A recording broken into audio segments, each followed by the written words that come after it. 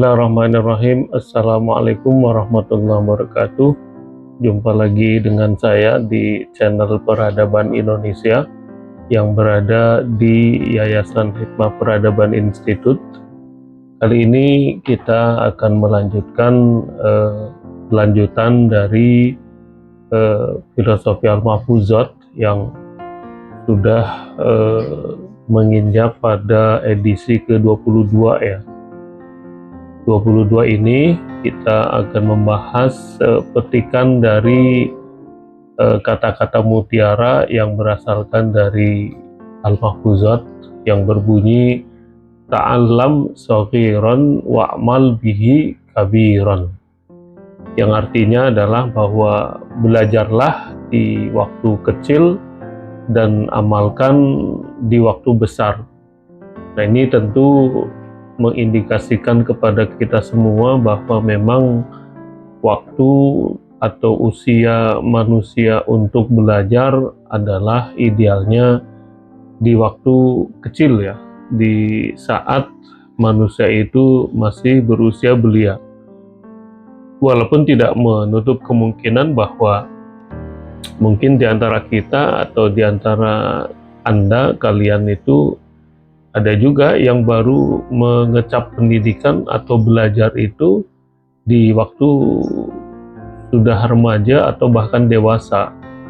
Nah, ini juga tentunya tidak berarti manusia terputus ya kesempatan dan peluangnya dalam menjalani proses pembelajaran itu di waktu kecil, karena berbagai macam sebab. Barangkali mungkin karena faktor kesempatan, atau mungkin faktor biaya, atau mungkin faktor kondisi alam ya, ataupun mungkin fasilitas sarana prasarana dan lain sebagainya, sehingga seringkali juga manusia baru memperoleh kesempatan belajar justru mungkin menjelang usia remaja atau bahkan menjelang dewasa. Tapi ini tidak menutup kemungkinan bahwa proses belajar itu juga tidak harus semenjak kecil atau semenjak belia, karena memang faktor usia tidaklah bisa menjadi patokan. Ada beberapa orang yang sukses, ada beberapa orang yang dalam hidupnya menjadi seorang tokoh besar, malah justru ia baru memasuki dunia belajar itu sudah menginjak waktu remaja ya. Tapi banyak juga di antara mereka yang memang banyak mulai pembelajarannya itu di waktu kecil. Nah, intinya di sini adalah bahwa pembelajaran di waktu belia itu hendaknya kelak itu bisa dipraktekkan, kelak itu bisa diamalkan saat mereka besar, saat mereka dewasa, ya, saat mereka menginjak usia kematangan. Nah, ada satu hal yang menarik ya, yang mungkin patut juga kita renungkan bersama, bahwa usia kecil itu tidak melakukan aktivitas pembelajaran oleh karena sebab ini itu dan sebagainya ya, seperti yang tadi kita sampaikan sebelumnya di atas ya. Nah, kehidupan orang itu bisa diketahui saat ia akan mengalami pergaulan dan perjalanan hidup di masa dewasanya. Oleh karena itu semua dapat ia peroleh dan ia beli ya, oleh karena mungkin bisa jadi latar belakang keluarganya, oleh karena sebab latar belakang kondisi lingkungannya.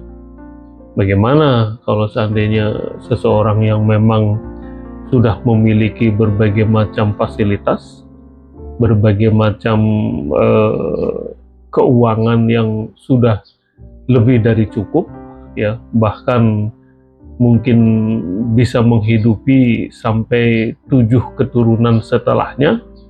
Nah, sehingga dalam kondisi seperti itu bisa jadi ia tidak perlu lagi untuk belajar ya di masa kecil seperti layaknya mereka orang yang biasa-biasa saja.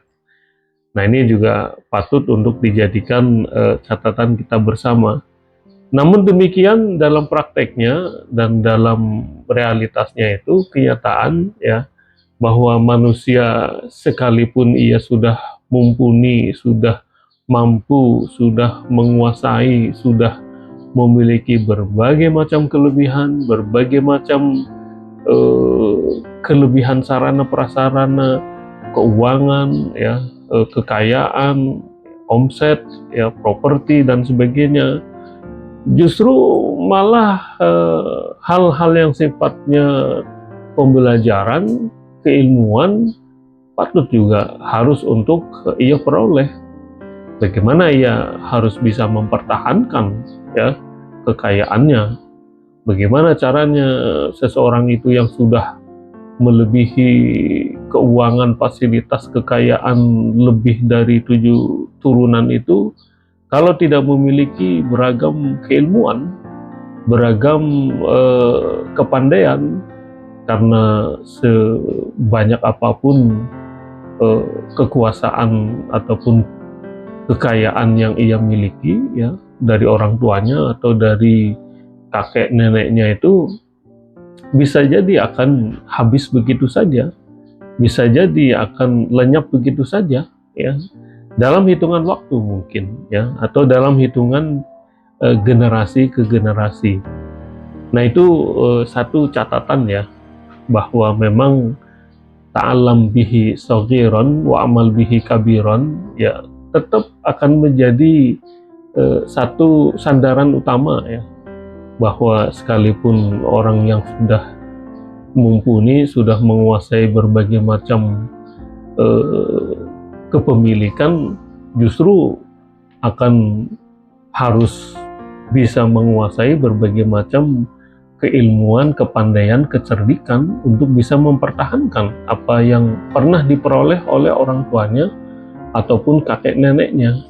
Nah, sebaliknya tanpa dari itu mungkin bisa saja ya apa yang dia peroleh, apa yang dimiliki akan hanya begitu saja.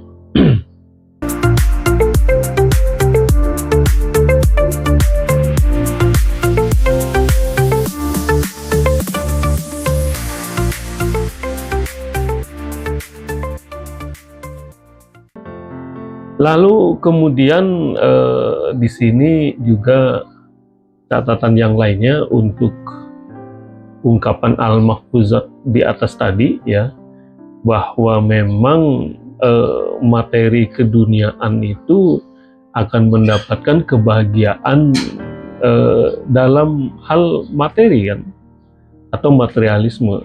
Tapi ada satu keunggulan atau satu ketercapaian yang harus manusia peroleh itu dengan non-materialisme. Bagaimana seorang manusia itu akan mendapatkan kebahagiaan yang abadi? Bagaimana caranya seorang manusia yang harus bisa memperoleh keabadian yang kekal kelak di akhirat ya? Bagaimana ia akan memperoleh ketenangan saat mereka sudah melewati masa kehidupan di dunia dan masa kematian di dunia? Nah, tentunya itu juga butuh suatu ilmu, butuh suatu kepandaian, ya, butuh suatu pengetahuan, sehingga ia akan bisa mengantarkan bagaimana ia akan mengakhiri hidupnya di dunia, lalu dia akan menatap kehidupan yang kekal di akhirat nanti. Nah, itu juga tentunya adalah satu disiplin ilmu keakhiratan atau disiplin ilmu keagamaan yang tidak kalah peliknya, yang perlu untuk dipelajari, yang perlu untuk diketahui, yang perlu untuk dia kuasai ya, sehingga dalam hidupnya itu di dunia, sehingga dalam hidupnya itu dalam mengemban materi yang berlimpah itu tidak serta-merta dia gamang ataupun dia menyalahgunakan, Nah, sehingga sekali lagi memang bahwa aspek ilmu pengetahuan atau proses pembelajaran di saat muda ya, di saat belia, di saat kecil, lalu kemudian mempraktekannya di usia dewasa, tetaplah akan menjadi satu patokan sandaran umum ya dalam kehidupan Indonesia, dalam kehidupan masyarakat sekarang ini. Apalagi kalau misalnya kita kaitkan dengan era zaman sekarang yang unpredictable ya, sangat tidak menentu. Bagaimana hukum-hukum yang berlaku di dunia ini sekarang sudah tidak lagi menjadi ukuran baku ya dalam menyelesaikan suatu konflik misalnya, dalam menyelesaikan suatu permasalahan misalnya. Kenapa?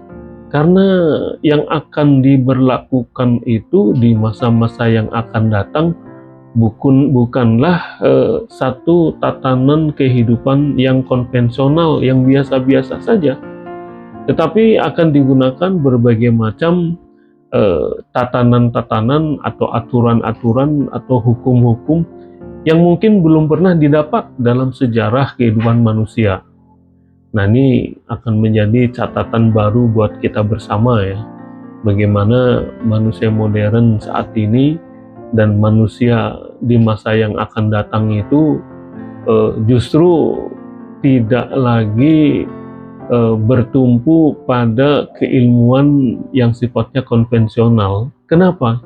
Karena berbagai macam konflik, berbagai macam persoalan, berbagai macam permasalahan hidup itu akan muncul dengan berbagai macam fenomena-fenomena baru yang sulit mungkin untuk didapati di masa-masa lalu. Nah, oleh karena itu ya kita bisa melihat gejala-gejalanya sekarang itu, bagaimana anak-anak muda itu sudah mulai berpaling ya dari tatanan keilmuan yang sifatnya konvensional, beralih kepada tatanan keilmuan yang non konvensional ya. Bagaimana buku-buku pelajaran, materi-materi yang diberlakukan di kelas, di kampus ya, dalam tataran ilmu pengetahuan moderat atau tatanan kehidupan keilmuan yang reguler biasa ya, kini mengalami berbagai macam loncatan, berbagai macam lonjakan, berbagai macam perubahan ya, berbagai macam inovasi-inovasi yang sangat luar biasa ya. Kita bisa melihatnya di antara gejala-gejalanya adalah apa yang terjadi dalam pengetahuan yang beredar di internet ya, di Google, di ChatGPT ya, dan berbagai macam aplikasi-aplikasi modern yang memang itu akan mengantarkan kita semua manusia ya untuk bisa menyongsong bagaimana model kehidupan di masa-masa yang akan datang. Nah, sehingga justru akan lebih complicated ya kalau menurut hemat saya ya. Jadi tidak cukup lagi dengan model pembelajaran konvensional yang ada di kelas ataupun di bangku kuliah saja.